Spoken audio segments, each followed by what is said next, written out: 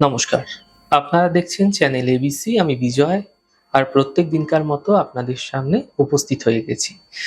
দেখুন, বিগত দিনে আমি বলেছিলাম যে নক্ষত্রের উপরে বেশ কয়েকটি ভিডিও নিয়ে আসবো এবং নক্ষত্ররা কিভাবে আমাদের জীবনে প্রভাব বিস্তার করে সেই সংক্রান্ত আলোচনা করব।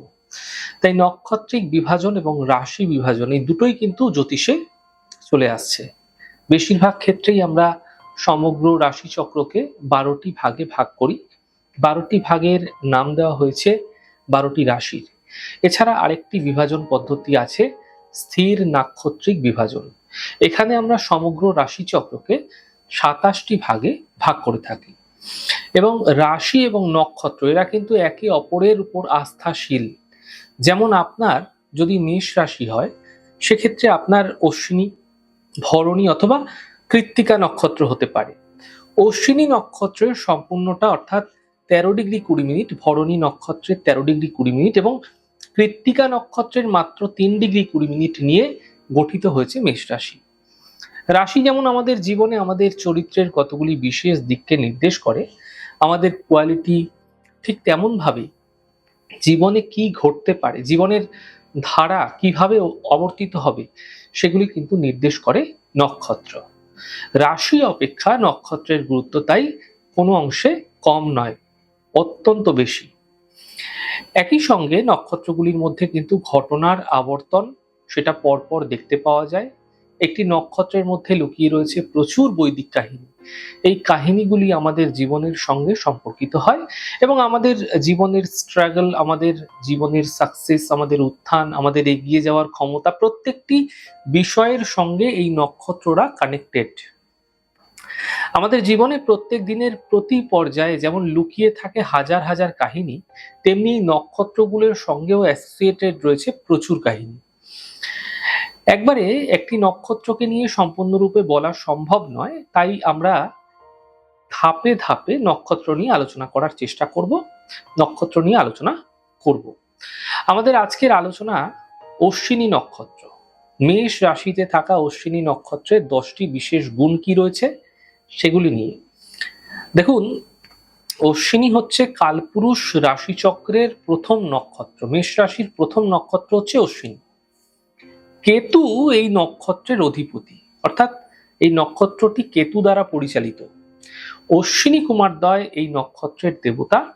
এই নক্ষত্রে যারা জাতক জাতিকা আছে তাদের 10টি গুণ নিয়ে আমরা আজকে জানবো, 10টি গুণ নিয়ে আমরা আলোচনা করব।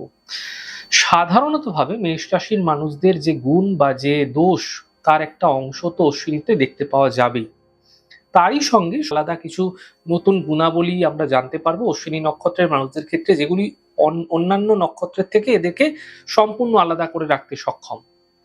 প্রথম গুণ, এরা হলো ফাস্ট এবং সুইফট, অর্থাৎ যে কোনো কাজ এরা অত্যন্ত দ্রুততার সঙ্গে, দ্রুত গতির সঙ্গে করতে পারে। এদের চিহ্ন ঘোড়া। এরা শক্তির সাহায্যে এগিয়ে যেতে চায়। ঘোড়া যেমন বিভিন্ন বাধা অতিক্রম করে অতি সহজে এগিয়ে যেতে পারে, নিজের জীবনের কাজে আসা যে কোনো প্রতিবন্ধকতা, সেটা যে কোনো ধরনের প্রতিবন্ধকতা হতে পারে, সেটাকে অতিক্রম করে কিন্তু এরা এগিয়ে যেতে পারে। দেখুন, অশ্বিনী নক্ষত্রের মানুষদের মধ্যেও কিন্তু এই কোয়ালিটি দেখতে পাওয়া যায়। এরা কিন্তু এগিয়ে যেতে সক্ষম হয়। জীবনের ছোট বড় বিভিন্ন প্রকার বাধা অতিক্রম করে অশ্বিনী নক্ষত্রের মানুষেরা কিন্তু খুব সহজে এগিয়ে যেতে সক্ষম হয়। দেখুন, দ্বিতীয় যে গুণ অশ্বিনী নক্ষত্রের মানুষদের মধ্যে আমরা দেখতে পাই, তা হলো হেল্পফুল, অর্থাৎ এরা একটু বন্ধু বৎসল। এরা সাহায্য করতে ভালোবাসে।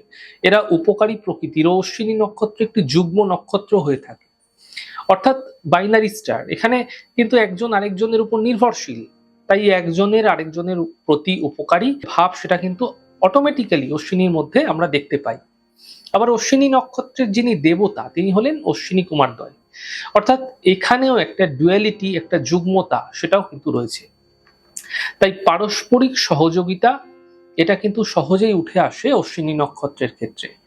তৃতীয় গুণটি হলো অশ্বিনী নক্ষত্রের মানুষদের জন্য এরা ভ্রমণ করতে ভীষণ ভালোবাসে, অর্থাৎ তারা ঘুরে বেড়াতে ভালোবাসে, তারা উপভোগ করতে ভালোবাসে, তারা প্রকৃতি এবং প্রকৃতির নানান রূপ গ্রহণ করতে, দর্শন করতে, তাদের উপভোগ করতে ভালোবাসে।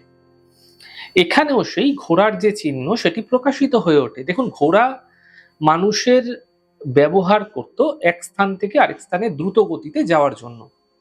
তাই বিভিন্ন স্থানের প্রতি, বিভিন্ন এলাকার প্রতি একটা আকর্ষণ, একটা সুপ্ত আকর্ষণ কিন্তু এই নক্ষত্রের মানুষদের মধ্যে বারবার দেখতে পাওয়া যায়। দেখুন, অশ্বিনী নক্ষত্রের চতুর্থ গুণ হচ্ছে তারা ঘোড়া এবং বিভিন্ন পশু পছন্দ করে। বিশেষ করে যে পশুর মধ্যে রয়েছে ক্ষিপ্রতা, দ্রুত গতিতে এক স্থান থেকে আরেক স্থানে যাওয়ার প্রবণতা, সেই সমস্ত পশুকে এরা ভালোবাসে। সেই সমস্ত পশু সম্পর্কে জ্ঞান আহরণ করতে এরা ভালোবাসে। কেবলমাত্র ঘোড়াই নয়, দ্রুত গতির যানবাহন, যোগাযোগ ব্যবস্থা সেটাও কিন্তু এরা পছন্দ করে। দেখুন, অশ্বিনী নক্ষত্রের পঞ্চম গুণ হচ্ছে এরা জ্ঞান আহরণ করতে ভালোবাসে। অর্থাৎ এদের মধ্যে গুপ্তবিদ্যা, গুহ্যবিদ্যা, গোপন তন্ত্র, জ্যোতিষ শাস্ত্র সম্পর্কিত জ্ঞানের একটা ভান্ডার দেখতে পাওয়া যায়। এদের মানে যে সাবকনসিয়াস মাইন্ড থাকে, অতীন্দ্রিয় ক্ষমতা, সেটা কিন্তু অনেক বেশি অ্যাক্টিভ। একদিকে অশ্বিনী নক্ষত্রের অধিপতি কেতু, যে কিনা সাবকনসিয়াস মাইন্ডের কারক গ্রহ, যে জ্যোতিষ তন্ত্র গুপ্তবিদ্যার কারক গ্রহ। অন্যদিকে দেবতাদের চিকিৎসক অশ্বিনী কুমারদ্বয়, তার আধিপত্য বিস্তৃত হয় এই নক্ষত্রেই। তাই সেখানেও কিন্তু আমরা গুপ্ত জ্ঞান, বিষয় শাস্ত্রের উপরে বিভিন্ন জ্ঞান দেখতে পাই। এবং এই সংমিশ্রণে অশ্বিনী নক্ষত্রের জাতকদের মধ্যে বা জাতিকাদের মধ্যে দৈব বা গুপ্ত কিছু জ্ঞানের সমন্বয় কিন্তু দেখতে পাওয়া যায়। কিছু বাড়তি ক্ষমতা কখনো প্রকাশিত, কখনো অপ্রকাশিত, সেটা কিন্তু অশ্বিনী নক্ষত্রের জাতকদের মধ্যে দেখতে পাওয়া যায়। অশ্বিনী নক্ষত্রের জাতকদের ষষ্ঠ যে গুণাবলী, এরা কিন্তু বেশ আকর্ষণীয় ব্যক্তিত্ব সম্পন্ন, বেশ গোছানো, অ্যাট্রাকটিভ প্রকৃতির। এরা স্টাইলিস্ট হয়ে থাকেন। এরা সাজগোজ করতে ভালোবাসেন, নিজেকে সাজিয়ে গুছিয়ে আকর্ষণীয় করে রাখতে এবং প্রিয় কাজ করতে এরা বেশি পছন্দ করেন। এরা কিন্তু ভীষণ অ্যাট্রাকটিভ এবং গ্রহণযোগ্যতা সম্পন্ন হয়ে থাকে মানুষের কাছে। নেতৃত্ব দেওয়ার স্থানে মানুষ বারংবার এই অশ্বিনী নক্ষত্রের মানুষদের বরণ করে নেয়। খুব সহজেই এরা কিন্তু কোনো একটা সিস্টেমের অত্যাবশ্যকীয় অঙ্গ হয়ে উঠতে পারে। প্রেমের ক্ষেত্রেও এরা কিন্তু সুচতুর হয়ে থাকে এবং এদের প্রেমিকার বা প্রেমিকের, তারা কিন্তু কোনো এদেরকে নিয়ে বেশি গর্ব অনুভব করতে ভালোবাসেন। অশ্বিনী নক্ষত্রের সপ্তম গুণ হলো চিকিৎসায় দক্ষতা। এই চিকিৎসা স্পর্শ চিকিৎসা হতে পারে, এই চিকিৎসা বাক চিকিৎসা হতে পারে, এই চিকিৎসা হতে পারে ঔষধ রিলেটেড বা তথ্য রিলেটেড চিকিৎসা। বহু মানুষ আপনার পাশে রয়েছেন, এমন মানুষকে দেখবেন যে আপনার মাথা ব্যথা করছে এবং অশ্বিনী নক্ষত্রের মানুষটা আপনার জাস্ট হাত বুলিয়ে দিল, আপনি কিন্তু খুব সহজেই সুস্থ হয়ে উঠতে পারবেন। এদের হাতে, এদের একটা স্পর্শের মধ্যে এদের সুখ অনুভূতি দেখতে পাওয়া যায়। এরা কিন্তু মানুষকে তৃপ্তি, আনন্দ দানে সক্ষম হয়ে থাকে এবং চিকিৎসার ক্ষেত্রেও এদের কিন্তু একটা বিশেষ দক্ষতা লক্ষ্য করা যায়। সাধারণভাবে আমাদের কাছে এসে যখন মানুষ এসে বলেন যে আমি কি চিকিৎসা করতে পারবো বা আমি কি ডাক্তার হতে পারবো, এই ধরনের প্রশ্নগুলো যখনই আসে তখনই তার কোয়ালিটি খুঁজতে আমরা কিন্তু শতভিষা নক্ষত্র অথবা অশ্বিনী নক্ষত্র, তার সঙ্গে কোন গ্রহ জড়িয়ে রয়েছে সেগুলো খুঁজে বার করবার চেষ্টা করি এবং সেই গ্রহটা কিভাবে প্রভাব বিস্তার করছে সেটা খুঁজে বার করবার চেষ্টা করি। কারণ এই নক্ষত্রগুলি চিকিৎসার ক্ষেত্রে অত্যন্ত অ্যাক্টিভ এবং অশ্বিনী নক্ষত্র যেখানেই আসছে সেখানেই কিন্তু একটা ট্রিটমেন্ট অ্যাসোসিয়েট হয়ে যায়। তাই অশ্বিনী নক্ষত্রের জাতক বা জাতিকা তারা কিন্তু স্কিলড ইন হিলিং, অর্থাৎ তারা চিকিৎসা ক্ষেত্রে অত্যন্তই বেশি পারদর্শী হয়ে থাকে। অশ্বিনী নক্ষত্রের অষ্টম যে গুণ, তাহলে অশ্বিনী নক্ষত্রের জাতক ব্যক্তি বা মহিলারা তারা কিন্তু অত্যন্ত ভালো মিডলম্যান হয়ে থাকতে পারেন। তারা হতে পারেন এন্টারপ্রেনার, তারা হতে পারেন দূত, তারা হতে পারেন মধ্যাপন্থা অবলম্বনকারী ব্যক্তি, তারা হতে পারেন মধ্যস্থতাকারী ব্যক্তি। যে কোনো সম্পর্ক নতুন করে গড়ে তোলা বা যে কোনো সম্পর্ক ভেঙে দেওয়া, দুটি ক্ষেত্রেই কিন্তু এদের অ্যাক্টিভিটি প্রশংসনীয়। এরা খুব সহজেই এই কাজগুলি করতে সক্ষম হয়ে থাকে। সম্পর্ক ভাঙা, সম্পর্কের মধ্যস্থতা করবার ক্ষেত্রে এই মানুষগুলির জুড়ি মেলা ভার। সাধারণত এরা একটু বাকপটু হয়ে থাকে এবং যে কোনোভাবেই এরা কিন্তু নিজের যে মতটি রয়েছে সেই মতটি প্রতিষ্ঠা করতে সক্ষম হয়ে থাকে। এরা সহজেই নিজের জায়গা থেকে সরে যান না, যেটা সিদ্ধান্ত নেন সেটাই করেন। অশ্বিনী নক্ষত্রের জাতক বা জাতিকাদের যেটি পরবর্তী গুণ, অর্থাৎ ৯ নম্বর যেটি গুণ রয়েছে সেটি হলো প্রতিক্রিয়াশীল বা চঞ্চল ব্যক্তিত্ব। ভীষণ চঞ্চল এরা, বলা যেতে পারে ইম্পালসিভ বিহেভিয়ার। এরা কিন্তু কোনো একটা বিশেষ জায়গায় কন্টিনিউ স্থায়ীভাবে থাকতে পারে না, স্থায়ী হয়ে থাকতে পারে না। একটা জায়গায় এদের বসিয়ে রাখবেন, একটা জায়গায় এদের মানে অনেক বেশি সময় এদের দাঁড় করিয়ে রাখবেন, এরা থাকতে পারবে না। এরা কিন্তু এক স্থান থেকে আরেক স্থানে চলে যাবে। এদের ব্যবহারের মধ্যে একটা পরিবর্তন দেখতে পাওয়া যায়। কোনো সময় এরা প্রতিক্রিয়াশীল হয়ে পড়ে অত্যাধিক মাত্রায়। এমনটি এদের মধ্যে ভীষণভাবে দেখা যায়। ছোট বিষয়, ছোট ঘটনায় এরা কিন্তু অনেকটাই প্রতিক্রিয়া করে ফেলে কখনো। এটা অশ্বিনী নক্ষত্রের মানুষদের একটা ভিন্ন দিক বলা যেতে পারে। কখনো এই গুণ আবার দোষেও কিন্তু পরিণত হয়।